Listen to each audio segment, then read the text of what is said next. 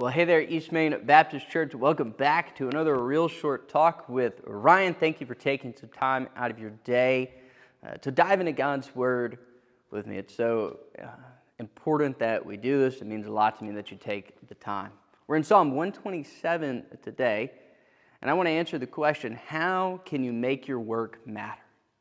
Right? We spend a lot of time at work, whether you go to an office building and you work there, whether you're fixing air conditioning units, whether you're cutting grass, right? No matter what it is that you're doing, we spend a lot of time at work. And sometimes it really feels kind of pointless, right? If we're being honest, it becomes a routine, it becomes drudgery. We're at work, we're thinking about doing anything else.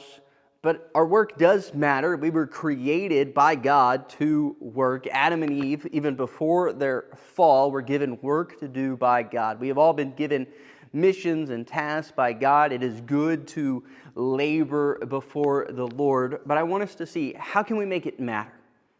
How can we have purpose and meaning in our work? And I think it first starts with our attitude. The psalmist says, unless the Lord builds the house, those who build it labor in vain. Right? So do we do it with an attitude of working for the Lord? Right? All of our work is meaningless if the Lord is not present, if the Lord is not overseeing it, if the Lord is not glorified in it. Right? Is the Lord glorified in your work? This is both the things that you do, right? Are you doing kind of illegal or immoral things? Well, the Lord's not glorified in that, but He's also glorified by the attitude with which you do it. Do you do it with reluctance, or do you do it with excellence, knowing that you're working for the Lord and not just for men? He says, unless the Lord watches over the city, the watchman stays awake in vain, right? The Lord has to be present for it to matter. Because it is in vain that you rise up early and go late to rest, eating the bread of anxious toil, for He gives to His beloved sleep. What else is wrong about your attitude, right? If you feel like everything in your life depends upon you working hard. Or if you're like, hey, I've got to get up early, I've got to stay up late, I've got to nose to the grindstone, I've got to work, because I'm trying to accumulate it, I'm trying to build my kingdom, and I'm trying to make my life matter on my own. God is telling us, hey, that's not the way to go. The Lord is going to give you rest and sleep. He's going to take care of you and provide for you, right? Does your attitude say, hey, I've got to provide for myself? Or does your attitude in your work say, I'm trusting the Lord is going to use my work to provide for me and to provide for my family?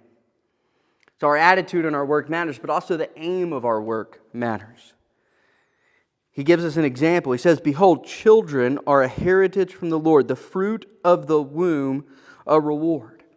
Right? Building the house of God, building His family by having physical children that we raise to fear the Lord and know Him, but also contributing to the growth of the spiritual family. Right? Bringing more people into the kingdom. Ultimately, that is work that matters.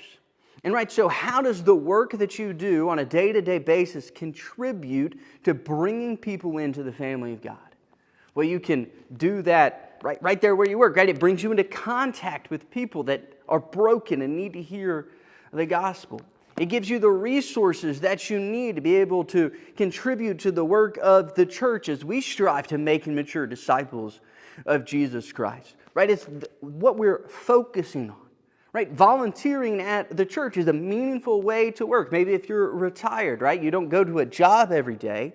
Man, meaningful work can happen at the church any day of the week, right? Raising your kids or your grandkids, that is meaningful work that contributes to building up the house of God, which is the church, right? I want us to see, why are you going to work, right? If you're just going to work to build your own kingdom, and it's never going to be meaningful, it's never going to satisfy you, it's never going to matter. But if you're going to work so that you can build God's kingdom, if you're going to work with an attitude that trusts Him, that seeks to glorify Him in everything, that seeks, hey, how can I take these resources so that I might glorify God better and contribute to the growth of His kingdom? That is when your work is meaningful. That is when your work truly matters.